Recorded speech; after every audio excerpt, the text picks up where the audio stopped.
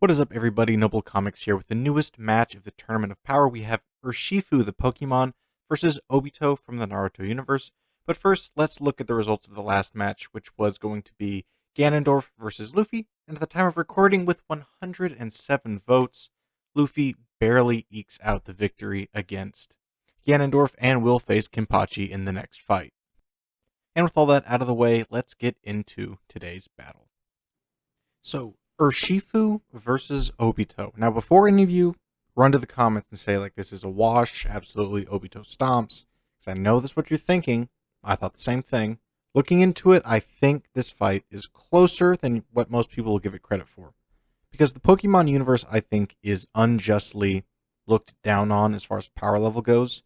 Because these Pokemon typically are incredibly powerful, even if it has sort of this like childish gleam on it, right? Kind of like a lot of Nintendo stuff in general, the characters are typically more powerful than they appear. And Pokemon is one of those things. So Urshifu is this like 6'3" fighting type Pokemon, and depending on which path you pick for him, he can be a water type or a dark type. With like different fighting styles, rapid hit or like a one solid punch style.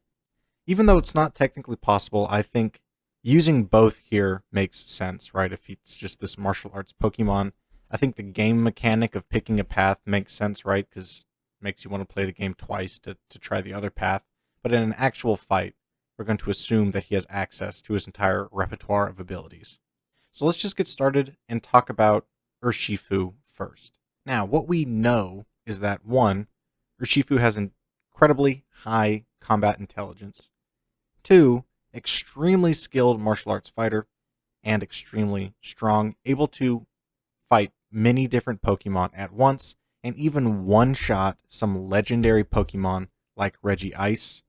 We see different abilities that he can use, like being able to boost his own strength and speed, being able to use something like Detect to evade all attacks, being able to see what an opponent's going to do next.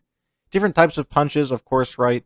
Like explosive punches, electric punches, ice punches, different things like that, different chops and kicks that, the Pokemon can use different moves.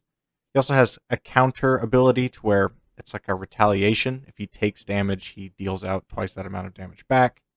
But there's also specific moves that this character can do, like an unseen fist attack or a wicked blow or a sucker punch or focus punch, something like that, where it's a guaranteed hit. In game, it's a guaranteed hit. If he is to do that attack, it's automatically faster than the opponent. It bypasses whatever the opponent's, trying to block with.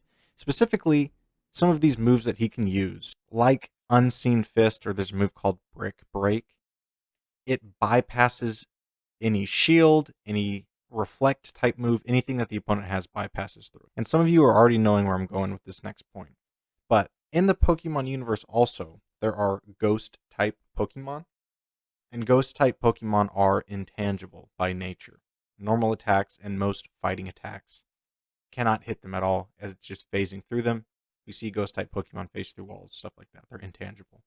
But they can still be hit by other types of attacks, other elemental attacks. So the question becomes, can Urshifu hit Obito? Well, let's talk about Obito. One of the mightiest Uchihas out there. Obito, specifically, this is going to be Orange Mask Obito, same as the last fight. So anything past that we're not using. He doesn't have the Rinnegan. He's not Six Paths, anything like that. This is Orange Mask Obito. Extremely gifted, extremely skilled. We see that his taijutsu is on par with somebody like Kakashi. He has the Sharingan, allowing him to detect and track his enemies at incredibly fast paces. When it comes to actual ninjutsus, he has all manner of fire-type jutsus at his disposal, being an Uchiha. He also has a number of genjutsus at his disposal, per his Sharingan, like the Izanagi. And we know that he has some degree of healing due to Hashirama's DNA being in his body. But the main thing that gives Obito the edge is his Kamui ability. His close range ability to warp something into a different dimension. Most usually his own body, meaning that his body is essentially intangible. However, it's technically in another dimension. So most attacks pass right through him. The only way to counter this is if you have your own Kamui and you're like reversing his, or you manage to catch him whenever he's not using his ability and he's just a normal person and you're able to land an attack that way, making him pretty much the best up close powerhouse of many of the characters on this bracket. So basically, up close, Obito is incredibly hard to beat because one, he's hard to hit, and two, he's an extremely skilled fighter. And even at sort of mid range, he has some useful fire attacks that he can use. But up close is whenever he is the deadliest. So if these two were to go toe to toe, who is coming out on top? First, I will note I didn't talk much about the Genjutsu thing this time around. I talked about it more with the fight versus Itachi. And that's because Urshifu, being this type of Pokemon, is immune to any sort of psychic attacks. And you can argue, like, is a Genjutsu technically like a psychic attack by the same definition the Pokemon team uses? And I think, for all intents and purposes, yes. It's something attacking his mental state, is whatever he sees and hears inside his mind. And this Pokemon type, he is immune to that type of attack. So I'm going to go ahead and say that Genjutsu will not work on him. As far as pure skill goes, hand to hand, I want to say it's actually kind of hard. Immediately my mind says Obito is better. Again, he's on Kakashi's level of Taijutsu, which is in the upper echelon, no doubt.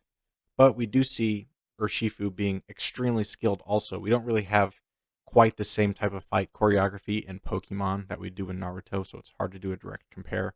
But we know that he is extremely skilled and extremely powerful. Each of his hits is extremely powerful because each of his hits is like an actual move.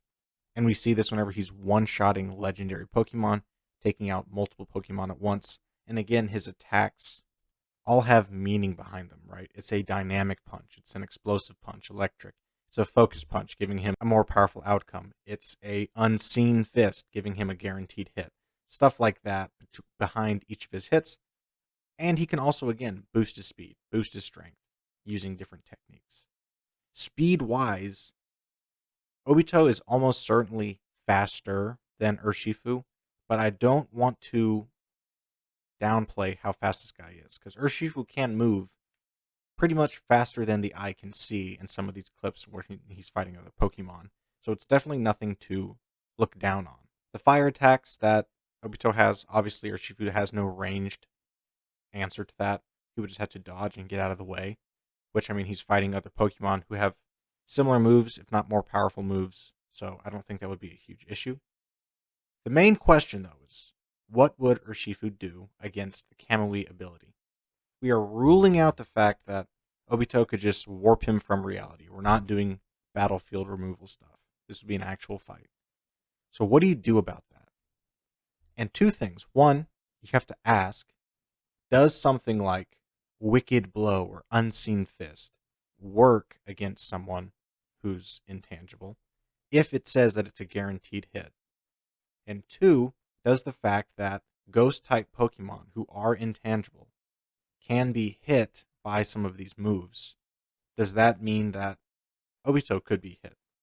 Is intangibility the same across these universes? Probably not, but are we equalizing them for the fight? I'm pulling towards yes. One, I really like Urshifu. He's one of my favorite Pokemon. But two, I think it just makes it more interesting. And I think that plays into the lore that these Pokemon characters are trying to build here, right?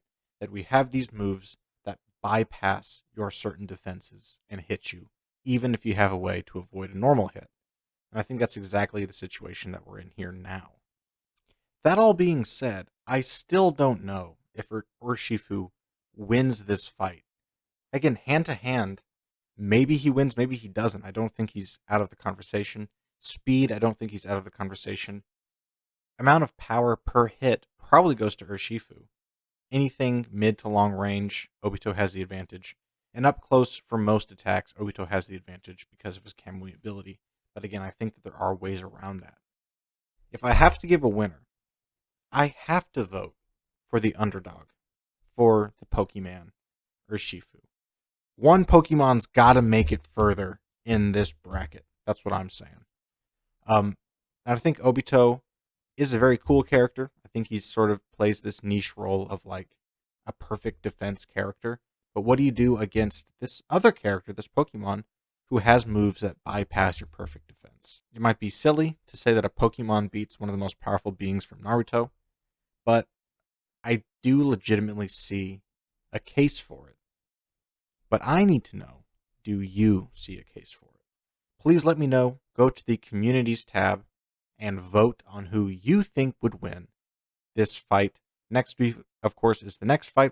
We will look at the results of this one. We'll see who you voted for, who's going to move forward to the next bracket. And thank you all for watching. Let me know what you guys think, and I will see you in the next video. Goodbye.